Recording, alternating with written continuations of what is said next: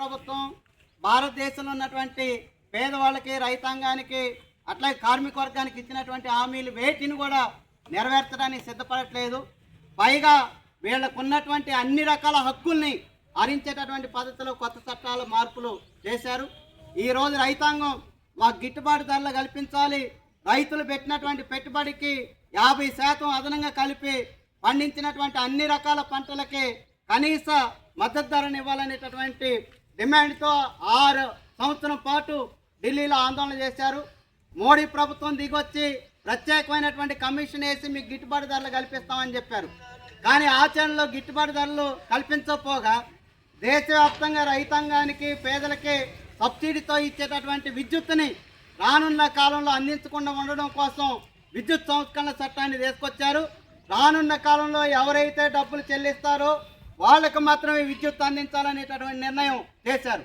ఈ నిర్ణయం కనుక యథావిధిగా తెలంగాణ రాష్ట్రంలో అమలు అయితే తెలంగాణ రాష్ట్రంలో ఇప్పటికే 24 గంటలు విద్యుత్తు రైతాంగం మొత్తం వాడుకుంటున్నది. పట్టణాల్లో ఉన్నటువంటి వృత్తిదారులు 250 యూనిట్ల వరకు ఫ్రీగా కరెంటు వాడుతున్నటువంటి పద్ధతి ఉంది. గ్రామాల్లో తెల్ల రేషన్ కార్డులు కలిగినటువంటి వాళ్ళకందరికి కూడా 100 యూనిట్లు ఫ్రీగా అమలు చేస్తున్నటువంటి పద్ధతి ఉంది. రానున్న కాలంలో వీళ్ళకి ఇచ్చేటటువంటి సబ్సిడీ విద్యుత్తును మొత్తం ఎత్తేయాలనేటటువంటి ఆలోచన ఢిల్లీలో ఉన్నటువంటి మోడీ ప్రభుత్వం చేస్తుంది. కాబట్టి ఈ రాష్ట్ర ప్రభుత్వం మేము ఈ విద్యుత్ సంస్కరణ చట్టాన్ని ఈ రాష్ట్రంలో అమలు చేయమనేటటువంటి పద్ధతిలో అసెంబ్లీలో తీర్మానం చేసి ఢిల్లీకి పంపాలనేది సిపిఎం పార్టీగా డిమాండ్ చేస్తున్నాం.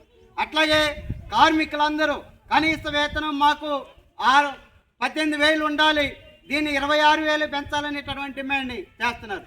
కానీ కనీస వేతనాన్ని అడగకుండా కార్మికులు వాళ్ళ హక్కుల కోసం లేబర్ యాక్ట్స్ ప్రకారం ఆందోళన పోరాటాలు చేయకుండా, యూనియన్ పెట్టకుండా మొత్తం 29 కార్మిక చట్టాలను రద్దు చేసి 4 లేబర్ కోడ్ని తీసుకొచ్చింది. ఈ లేబర్ కోడ్ ప్రకారం రోజు కూలీ 187 రూపాయలు మాత్రమే మేము ఇస్తాం, మిగతావి మాకు సంబంధం లేదనేటటువంటి పద్ధతిలో మోడీ ప్రభుత్వం నిర్ణయం చేసింది. రోజుకి 172 రూపాయలతో ఏ విధంగా పేదలు బతుకుతారు ఈ భారతదేశంలో అనేది చెప్పాల్సినటువంటి అవసరం ఉంది. ఈరోజు ఉప్పు ధరలు, పప్పు ధరలు, బియ్యం ధరలు ఆకాశాన్ని అంటున్నటువంటి పద్ధతి ఉంది. ఆయిల్ ప్యాకెట్ ధర 180 రూపాయలు పెడితే తప్ప 1 లీటర్ ఆయిల్ వచ్చేటటువంటి పద్ధతి లేదు. కాబట్టి ఈ రూపంలో వచ్చేటటువంటి కనీస వేతనం ఆధారంగా పనిచేసేటటువంటి అసంఘటిత రంగ కార్మికులు కానీ, అడ్డా కార్మికులు కానీ, రోజువారీ కూలీలుగా ఉన్నటువంటి వ్యవసాయ కార్మికులు కానీ ఏ విధంగా భారతదేశంలో బతకడానికి అవకాశం ఉందనేది కేంద్ర ప్రభుత్వం ఆలోచన చేయాలి. కాబట్టి మేము డిమాండ్ చేస్తున్నాం, పెరిగిన ధరలకు అనుగుణంగా కనీస వేతనం సుప్రీంకోర్టు చెప్పినట్లుగా 26,000 రూపాయలు నెలకి ఉండేటట్లుగా నిర్ణయం చేయాలి. రోజు వేతనం ఆధారంగా పనిచేసేటటువంటి కూలీలకి 850 రూపాయలు తక్కువ కాకుండా కూలి ఇవ్వాలనేది మేము కోరుతున్నాం. ఈరోజు వామపక్షాల అధికారంలో ఉన్నటువంటి కేరళ రాష్ట్రంలో 772 రూపాయలు రోజు కూలి ఇస్తున్నటువంటి ఏకైక రాష్ట్రం ఏదైనా ఉందంటే అది సిపిఎం అధికారంలో ఉన్నటువంటి కేరళలో తప్ప మరొకటి కాదనేది చెప్పగలం. ఒక కేరళలో ఉన్నటువంటి చిన్న రాష్ట్రం ఇవ్వగలిగినప్పుడు పెద్ద రాష్ట్రాలకు ఉన్నటువంటి వాళ్ళు ఇవ్వడానికి వచ్చిన ఇబ్బంది ఏంటనేది కేంద్రంలో ఉన్నటువంటి మోడీ ప్రభుత్వం చెప్పాలి. దీనికి మాత్రం సమాధానం చెప్పడానికి సిద్ధపడట్ల. అట్లాగే మేము పేదవాళ్ళకి అందరికి ఇల్లు కట్టిస్తాం, ప్రధానమంత్రి ఆవాస్ యోజన కింద సంవత్సరానికి 2 కోట్ల ఇల్లు కట్టిస్తామని చెప్పారు.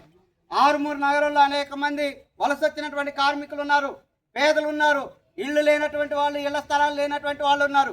ఆరుమూరు పట్టణంలో ఉన్నటువంటి పేదలకి ఎంతమందికి ప్రధానమంత్రి ఆవాస్ యోజన కింద ఇళ్ళు కట్టించారనేది ఈ ప్రాంతంలో ఉన్నటువంటి ఎమ్మెల్యే చెప్పాల్సినటువంటి అవసరం ఉంది. అట్లా ఈ జిల్లాలో బీజేపీ ఎంపీలు ఉన్నారు, కానీ ఇప్పటి వరకు నోరు ఇప్పట్ల.